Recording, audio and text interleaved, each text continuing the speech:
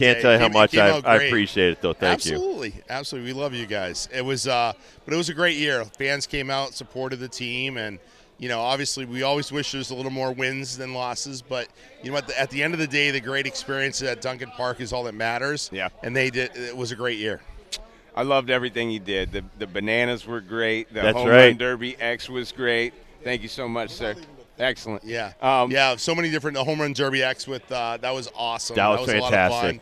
Obviously, everyone loved the bananas, which is great. So it was an exciting 2023. I'll be working on some suggestions for you. I'll be working on some days. You know what? We could do like a session, and we could, How about 2024? I have an idea for you right now since it's October. All right, what do we got? Let's like go. a spook fest.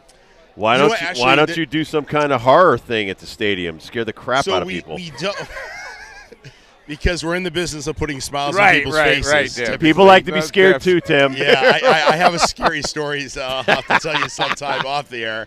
But anyways, we actually have our Halloween trick-or-treat event coming up on the Sunday before Halloween. I think it's the 29th or 30th. Correct, you are correct. The 30th. We're doing that. I think Halloween's a Monday, isn't it? It's a Monday, so it's the Sunday from 12 to 3 at the ballpark. So we do a great trick-or-treat event that's great for the kids. So there's an edge on going how scary you want to go at the ballpark. And, we back in the days of going back to New Britain, we did a Halloween event in August. And this was right when, The Walking Dead was coming out. Okay. Oh, and yeah. we worked with a group, and they came out.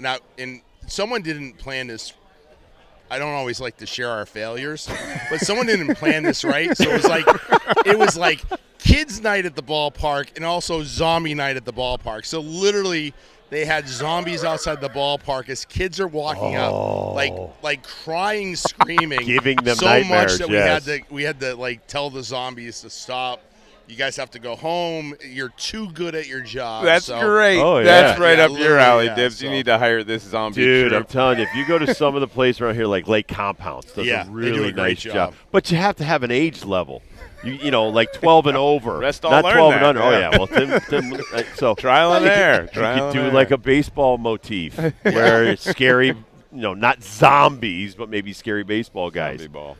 Something like that. We're working on it. It's a work in progress. It's a work in progress. But I like Halloween's the my idea. favorite. It's my favorite holiday. My wife and I used to see our house, and when I lived in California, we had a full-on coffin in the front yard. And he scared a bunch of kids last year and almost had the parents call the cops on him. That's And true. so My friend of mine, I wouldn't let him plan my your Halloween 12-year-old, it's in my daughter's class, and Jackson, he was basically saying, hey, listen, why don't you and my dad dress up as scary clowns?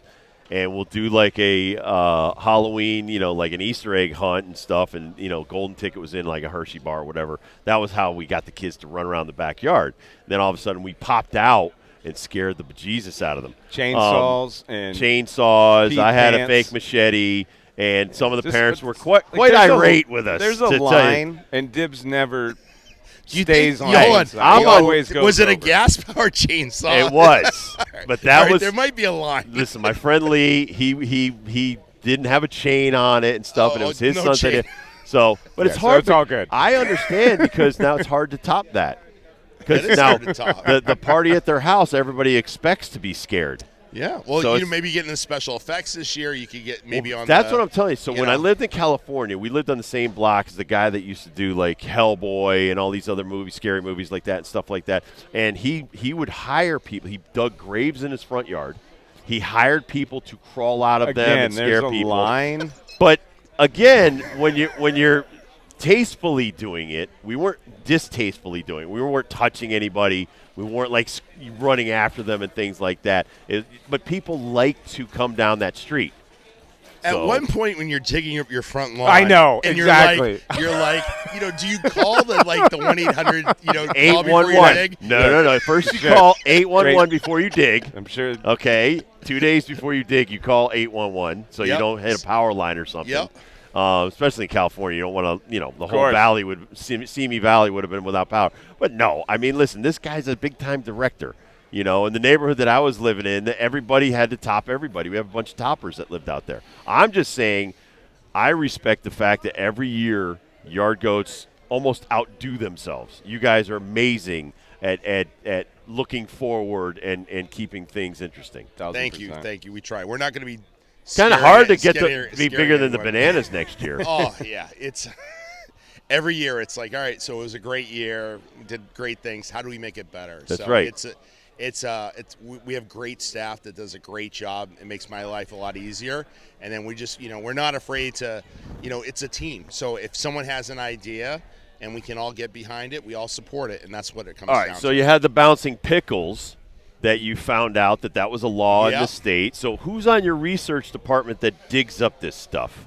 You know what? It's usually, there might be a couple beverages involved usually, and then, it's just paying attention to what's going on in the world and, looking at what other teams do. Who came up with the bouncing pickles? So someone that worked with us a couple years ago on the creative services side, she came to us and said, hey, listen, I'm not sure if you know about this, but this is like, one of those blue laws that happen, in the state of Connecticut. So we started Googling it, right? And all of a sudden we saw it.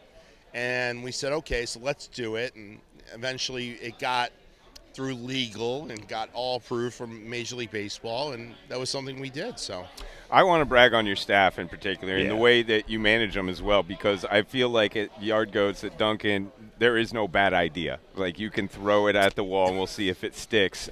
Isabel Connor, I brag about all the time. Yep. I think he is a sports gem in this community. Obviously, by the way, he got to start with the Yardgoats. I want to make sure, he does some other sports teams. Well, now he's doing the UConn football. Here and there, whatever he's the going case places, is. man. He's going places. He's great. great. Dan and Dooley, the job they do on air, and also they do so much during the game day. But I think your staff is second to none across the board in minor league baseball. Very fortunate. We have great staff, and that makes my life so much easier because it's fun.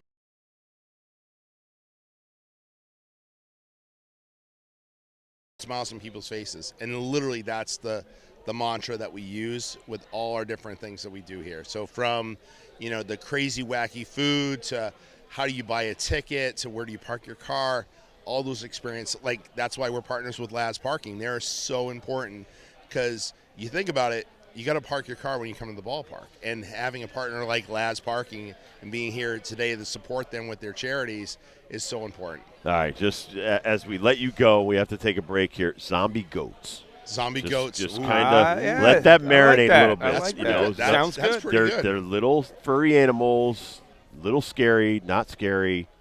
We're going to shave them in a weird way. Hey, I don't know. You know what? That's not my department. What's the Baja? Like you gotta I'm like Michael Keaton in Night Shift. I'm just the ideas guy. I'm the ideas guy. I'm not. I don't figure out how to make the goats look scary.